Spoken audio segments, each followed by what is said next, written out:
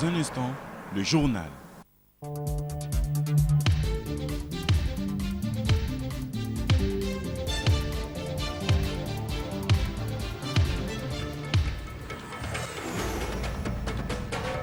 Le journal avec Serge Mathurin Adou.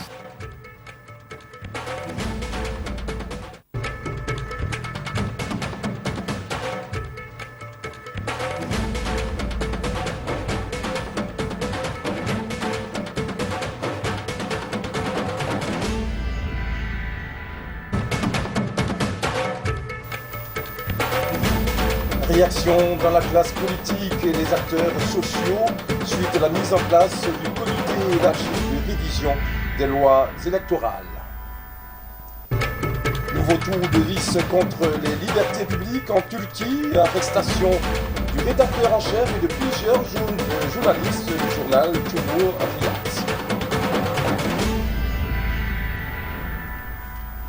Messieurs, dames, bienvenue à cette session d'information en direct de Niamey où nous sommes au Niger. Avant le développement de tous ces titres, comme tous les lundis, je suis avec Martin Aradio. Martin, bonsoir. Bonsoir Serge Mathurin.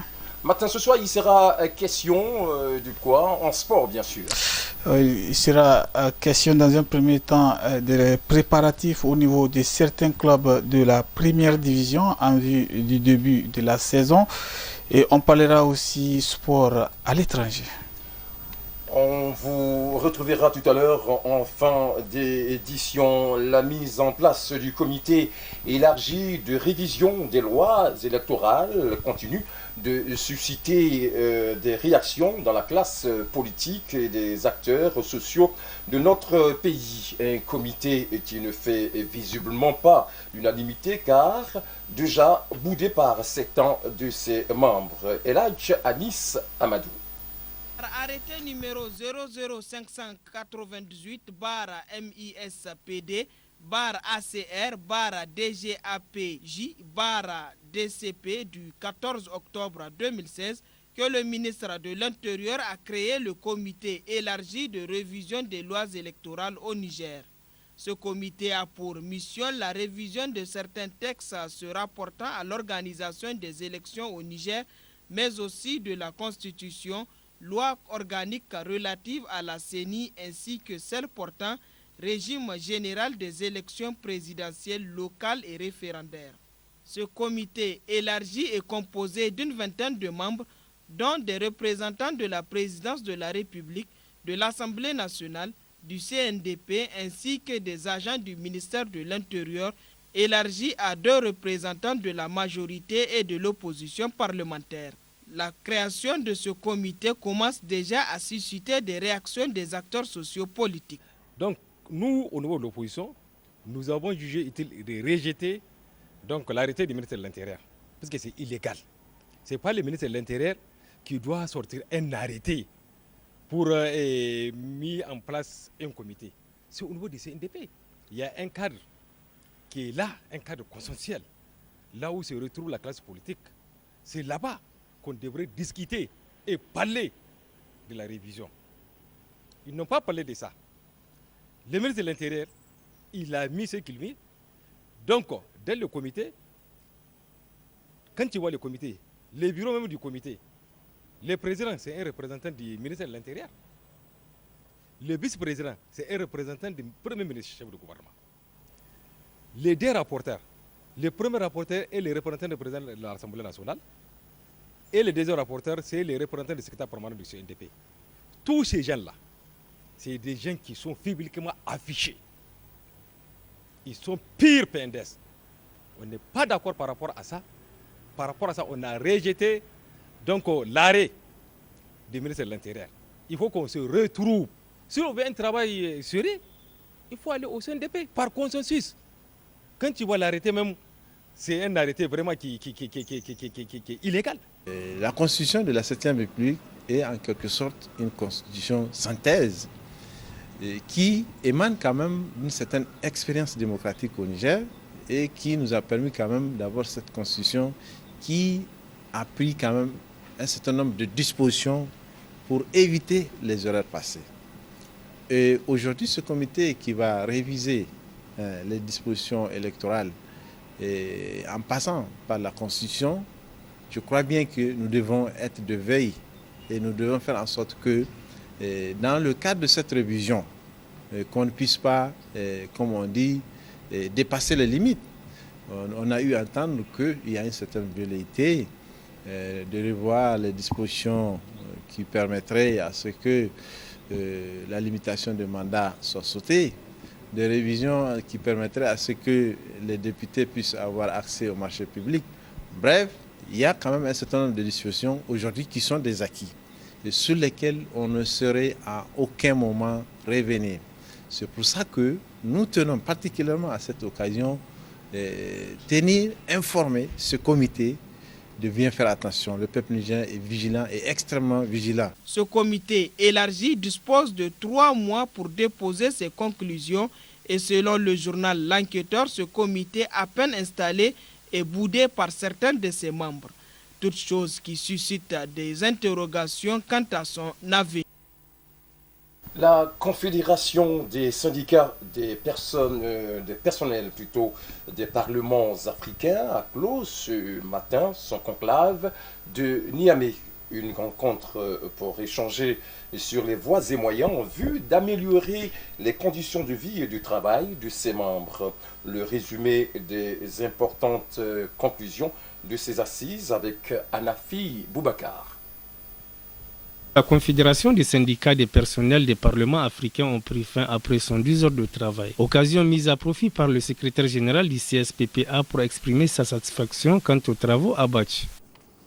Aussi convient-il de remercier la section nigérienne qui a relevé de manière titanesque et réussie le défi de l'organisation de ces assises. Les assises de Niamey, loin d'être une rencontre de plus, ont permis d'échanger sur les difficultés réelles et transversales à nos organisations nationales, dans une logique bien sûr d'échange d'expériences, mais aussi et surtout de renforcer les bases de notre confédération pour mieux garantir les meilleures conditions de vie et de travail au personnel des parlements. Le représentant du secrétaire général de l'Assemblée, lui, a encouragé les membres de cette confédération à continuer à œuvrer pour le bien-être de ses militants. Au cours de ces présentes assises de Niamey, vous venez de passer en revue les statuts et règlements intérieurs auxquels vous avez insufflé une dynamique nouvelle et novatrice pour la préservation de votre cadre de travail ainsi que des intérêts matériels et moraux de vos membres respectifs. Plusieurs recommandations et résolutions ont été formulées par les participants. Je recommande à la Confédération des syndicats des parlements africains d'œuvrer au renforcement et à l'élévation de la conscience professionnelle de ses membres, protéger et défendre les intérêts matériels, moraux et professionnels de tous ses membres, d'œuvrer pour faire adopter les offres de formation au poste d'emploi en tenant compte de l'évolution des activités et des intérêts des assemblées. Mettre en place une synergie d'action entre tous les syndicats, organisations socio-professionnelles pour consacrer les 3 éléments constitutifs d'une bonne administration parlementaire: neutralité, permanence et autonomie. Mandat est donné au bureau exécutif pour statuer de façon diligente sur la question du siège de l'organisation et de dresser rapport aux structures adhérentes. Résolution numéro 2. À l'unanimité des délégations présentes aux assises de Niamey, les délégués proposent le Burkina Faso pour abriter la session 2017 de la Confédération. Les assises qui ont répondu à toutes les attentes au regard des conclusions auxquelles elles ont abouti, rendez-vous est pris pour l'année prochaine à Ouagadougou pour la prochaine rencontre. Remise de diplômes de licence et master aux étudiants en fin de cycle au groupe Sodesi. Tous les candidats inscrits ont brillamment réussi leur soutenance et désormais bien outillés pour affronter le monde de l'emploi et du travail grâce à une formation de qualité. Credo depuis une vingtaine d'années du groupe Sodesi. Alidou Mamadou. Troisième année consécutive, le pionnier de l'enseignement professionnel au Niger, Sodesi, présente sa dernière promotion en date. Ceci sous la tutelle d'un conseil scientifique accrédité. C'est d'ailleurs le président du dit conseil qui a dirigé la cérémonie. Les hommes et femmes qui animent notre conseil scientifique sont engagés dans un combat de tous les instants pour une formation de qualité au service du développement du capital humain. C'est sans doute sur ces détails qu'il faut rechercher la différence entre Sodesi et la concurrence. La nécessité de promouvoir la qualité de l'enseignement supérieur constitue donc un enjeu majeur des réformes dans le domaine en Afrique. Mesdames, Messieurs, le groupe Sodesi souscrit à ce principe et entend se positionner de façon pertinente par rapport à son environnement à travers une offre de formation et d'expertise en accord avec les besoins nationaux et ceux de la sous-région. C'est le message fort, essentiel, qu'il faut lire à travers l'installation depuis 3 ans du conseil scientifique que j'ai l'honneur et la fierté de présider. Les 15 récipiendaires ont reçu leur diplôme en présence de leurs proches venus partager leur joie. Diplôme qui leur donne accès aux grandes écoles européennes.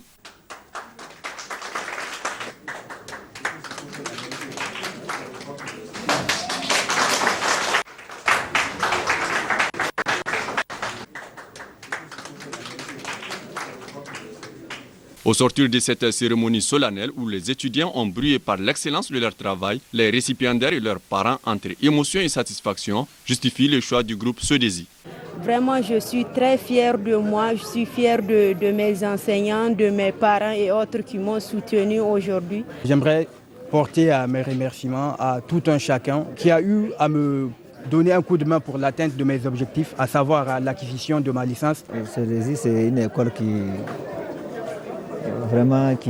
enseigne bien et qui fait tout pour l'avenir des enfants. C'est un jour de joie pour moi. Je remercie mon encadreur qui m'a bien aidé et j'invite mes frères et sœurs de venir s'inscrire au groupe Sodesi. Vraiment, c'est une école très efficace.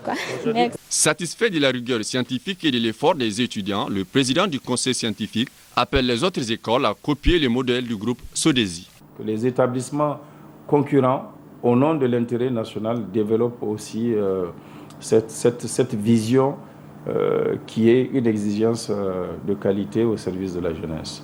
L'enseignement, tout le monde peut le faire, mais véritablement, pour enseigner, c'est le savoir plus la compétence. Le groupe Sodesi réunit les compétences, réunit les savoirs nécessaires au service des étudiants. Et c'est pour ça que je souhaite à cette 23e promotion tous mes voeux de plein succès pour une carrière future brillante et prospère. Engagé dans une démarche de qualité avérée, le groupe Sodesi met sur le marché de l'emploi et de l'entrepreneuriat des jeunes professionnels performants et compétitifs qui concourent au développement de notre pays. Le groupe Sodesi, c'est véritablement une école qui fait école en matière d'enseignement professionnel au Niger. Le volet reportage de cette édition porte sur la fabrication des paniers pratiques et économiques. Ces paniers remplacent de plus en plus les sachets dans le cœur des femmes de la capitale.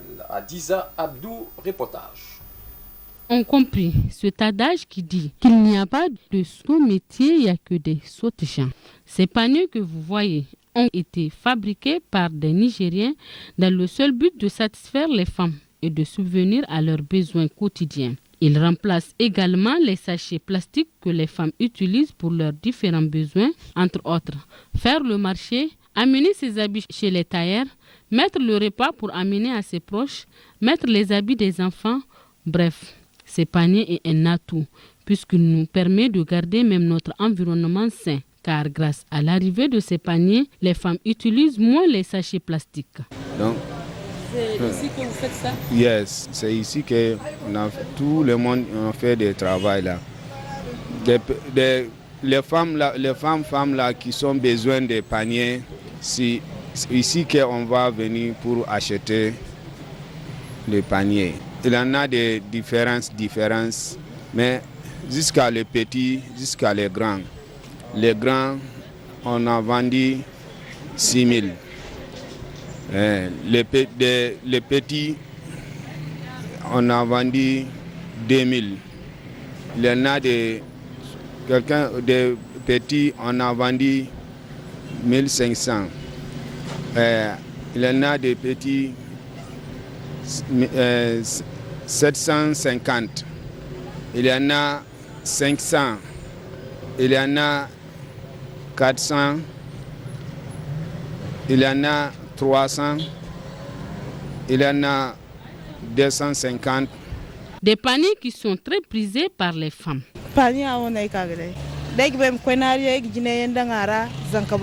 Je suis venue acheter ce panier parce que quand je voyage, c'est ça que j'utilise.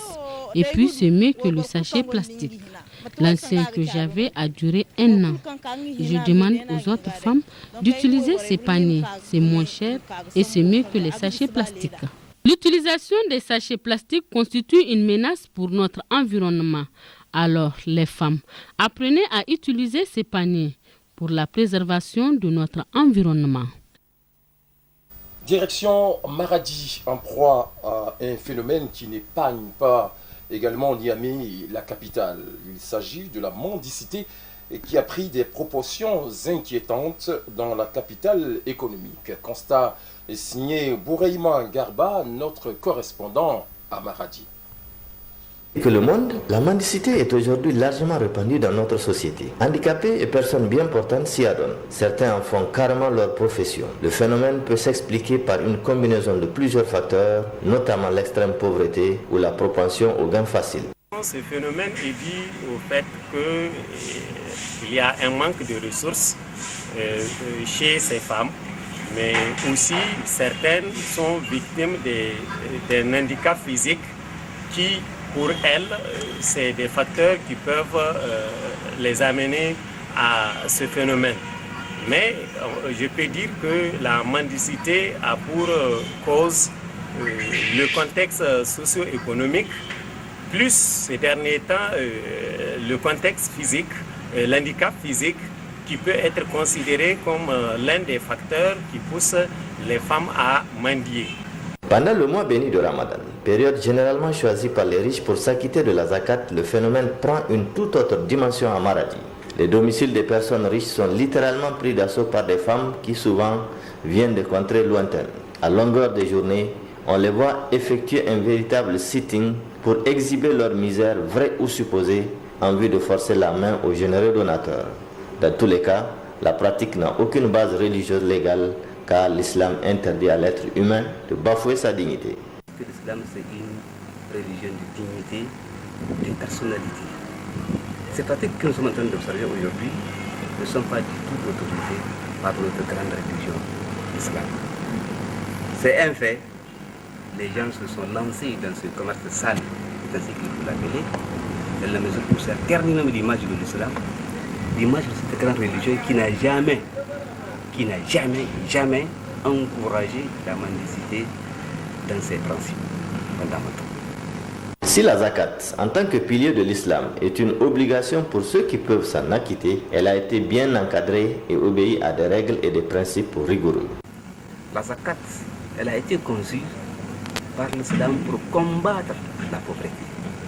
C'est le système économique, une sorte de sphère financière que l'islam a prévu pour combattre la pauvreté. Et c'est d'ailleurs le meilleur moyen, s'il est bien appliqué, qui va nous permettre d'atténuer les fossés entre les riches et les pauvres. Malheureusement, ça c'est un constat amer, elle est très mal exploitée et les commerçants, en tout cas, essaient de la verser à qui ils veulent de leur choix. C'est vraiment très mal. Ça fait mal pour quelqu'un qui a étudié l'islam. D'abord, on ne sait même pas quelle montagne faut-il prélever, où ces gens la prélèvent, préverser. Il appartiendra donc aux uns et aux autres de tirer les leçons qui s'imposent pour assainir les mœurs dans notre société par une valorisation effective du travail qui est en réalité le seul moyen par lequel l'homme peut s'affranchir véritablement. Place maintenant à la page sport.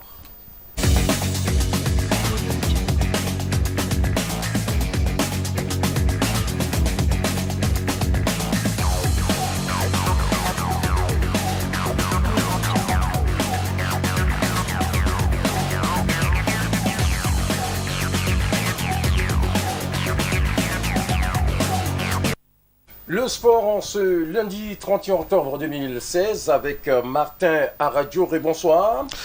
Bonsoir. Martin, tout d'abord, on va parler des préparatifs début de saison du Racing FC. Oui, la saison avait commencé un peu plus tôt pour le Racing il y a à peu près 2 mois de cela. Et malgré le temps en avance que le Racing a voulu en avoir, les dirigeants du Racing ont continué avec des recrutements. Il y a eu de nouveaux joueurs qui sont arrivés. Il y a eu qui sont venus, qui étaient partis en option de prêt dans des clubs de première division de la capitale et qui sont revenus. Et pour permettre à ce groupe-là, à ces joueurs-là de retrouver les anciens et de former un véritable groupe, comme on l'a dit, pour que la mayonnaise prenne très bien.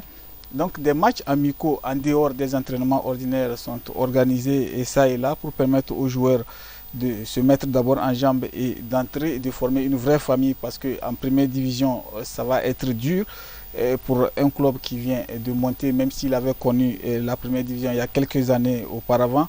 Et cette fois-ci, avec les objectifs que les dirigeants du Racing se sont fixés, c'est-à-dire le maintien et jouer si possible les premiers rôles, il faudra tout simplement s'armer. Et pour s'armer, il faut avoir la compétition dans les jambes. Et ce club s'est basé sur la jeunesse. D'ailleurs, ils ont organisé plusieurs matchs amicaux. Le dernier en date, c'était face au MENA local, qui va se déplacer dans quelques jours du côté de Lomé pour le tournoi de l'UEMOA. Alors, le match s'est soldé par un score de 2 buts en faveur des aînés du MENA. Mais quand même, ce match a permis aux dirigeants et à l'encadrement technique du Racing de tirer des leçons, surtout quand il s'agit de la confiance et de la combativité. Ce match a permis quand même, bien sûr, de voir les faiblesses de l'équipe et de voir dans quelles conditions les corriger. Merci Martin, bonne chance bien sûr à Racing FC. Et puis Martin, on va parler du Sahel Sporting Club où il y a eu l'ouverture de l'Agartha Challenge première édition. C'est quoi l'Agartha Challenge? Nagartha Challenge, c'est tout simplement pour désigner cette ouverture que le Sahel a proposé aux jeunes qui d'ailleurs ont l'occasion d'entendre souvent l'histoire du Sahel à la radio et de voir le Sahel à la télé. D'ailleurs, c'est l'un des clubs mythiques le plus titré de la capitale. Et qu'est-ce que les dirigeants ont fait? Ils ont décidé tout simplement d'ouvrir les portes du Sahel à ces jeunes-là qui rêvent de faire carrière en football et surtout de porter le maillot vert et jaune du club du Nouveau Marché à travers un test grandeur nature qui a mobilisé 55 éléments. L'élément va vous édifier un peu plus.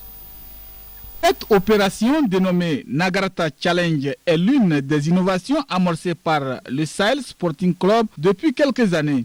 Elle a consisté pendant près d'une semaine à ouvrir les portes du club le plus titré du Niger aux jeunes qui méritent d'avoir leur chance. Nous avons lancé ce test ouvert au public qu'on a intitulé Nagartha Challenge première édition.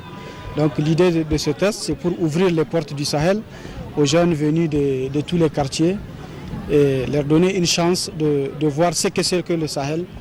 Aujourd'hui, nous avons 26 joueurs qui ont réussi à échapper aux obstacles des deux premiers niveaux de détection. Ils sont 26. À la suite de ce match qui se joue actuellement derrière nous, on va sélectionner 11 à 12 joueurs qui seront appelés à rejoindre l'équipe A de Sahel pour faire le véritable test. Donc on peut appeler ça comme une présélection des jeunes qui vont commencer avec l'équipe A. Au début, nous avons enregistré 55 joueurs qui sont venus le premier jour.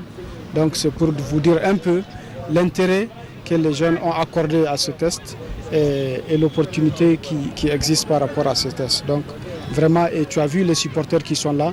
Donc tout le monde vraiment a fait le déplacement pour venir encourager et soutenir cette première initiative de Nagartha Challenge. Cette initiative aux multiples avantages est bien accueillie par le staff technique des Verts et Jaunes du Nouveau Marché. Vous n'êtes pas sans savoir que la dernière compétition, à savoir la Ligue 1 Orange, le Sahel s'est classé 2e.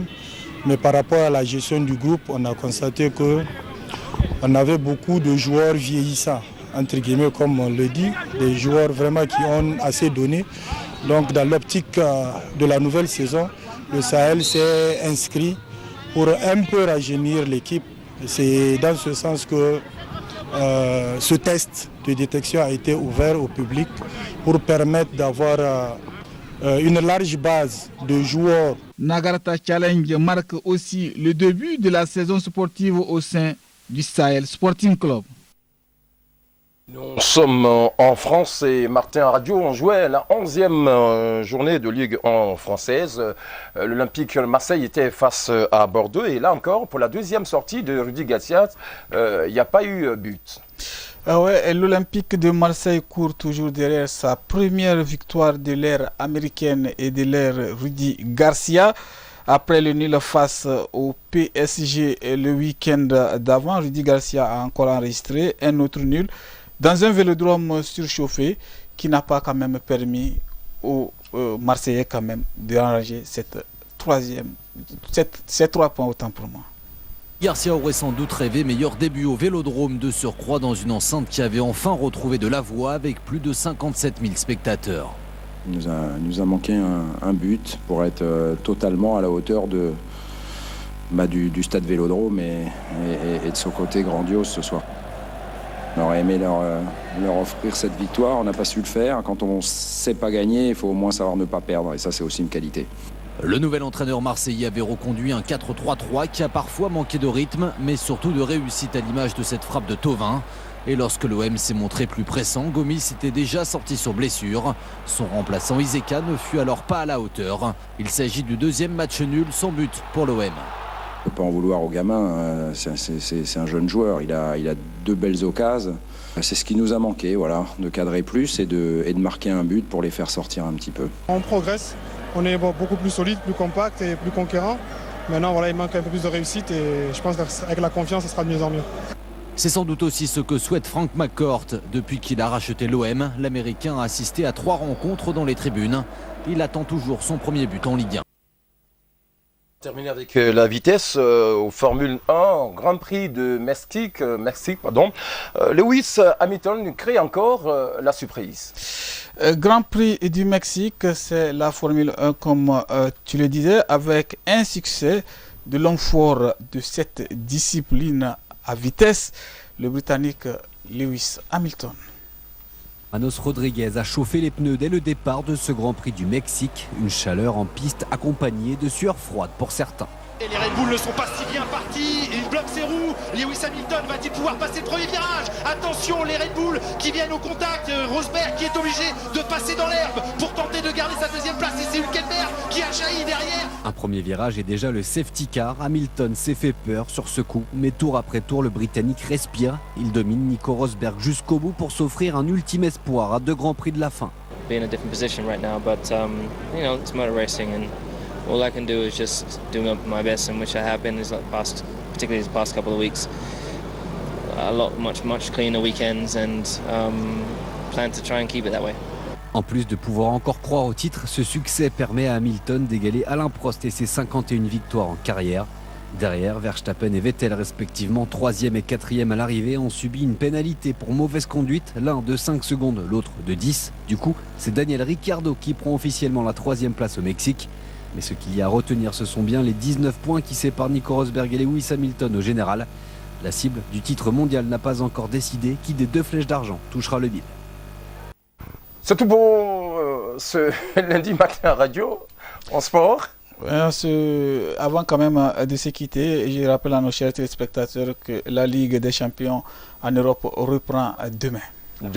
Et puis Martin Radio va te retrouver concernant l'édition de 20h du mercredi. Cela dit, on passe sans transition à la page internationale. Nouveau tour de vis contre les libertés publiques en Turquie. Et c'est encore une fois le journal Cumhuriyet qui en fait les frais. Arrestation du rédacteur en chef et de plusieurs journalistes de ce quotidien d'opposition dont les révélations mettent en cause le président Erdogan et son entourage. Les détails avec Mireille Vallot. Ils sont venus par dizaines afficher leur soutien au principal journal d'opposition en Turquie. Et ce, malgré le risque d'être arrêtés à leur tour. Selon le journal, une douzaine de personnes, dirigeants et journalistes ont été placés en garde à vue et 16 mandats d'arrêt ont été délivrés. Le rédacteur en chef Murat Subuncu a été interpellé dès l'aube à son domicile. Bon, c'est une opération qui vise le pluralisme des médias, mais qui contribue aussi à fragiliser toute forme d'opposition politique. Les journalistes sont soupçonnés, selon le procureur d'Istanbul, de connivence avec 2 organisations terroristes. Le mouvement de Fethullah Gülen, cerveau présumé du putsch raté de juillet dernier, et le Parti des travailleurs du Kurdistan, interdit en Turquie. Cumhuriyet n'échappe donc pas à la purge, mais ce très respecté quotidien, laïque, républicain et ouvertement anti-Erdogan était déjà dans le collimateur du pouvoir. L'ancien rédacteur en chef, Can Dündar, a lui aussi fait face à des poursuites pour avoir dévoilé des livraisons d'armes par les services secrets turcs à des rebelles islamistes en Syrie en 2014. Il vit aujourd'hui en Allemagne où il s'est réfugié juste après le coup d'État avorté. Le putsch est un prétexte pour faire taire les intellectuels, pour mettre la pression sur les médias et sur la société civile. Selon l'Association des journalistes de Turquie, 170 organes de presse ont été fermés, 105 journalistes placés en détention et 777 cartes de presse annulées depuis la tentative de coup d'État le 15 juillet. Voilà, c'est la fin de cette édition du soir sur Canal 3 Niger International en direct de Niamey. L'info continue sur notre site www.canal3niger.net ou sur notre page Facebook Canal 3 Niger. C'est la fin et on se retrouve dans l'édition de demain 20h. Merci de nous avoir suivis. Au revoir et bonne nuit.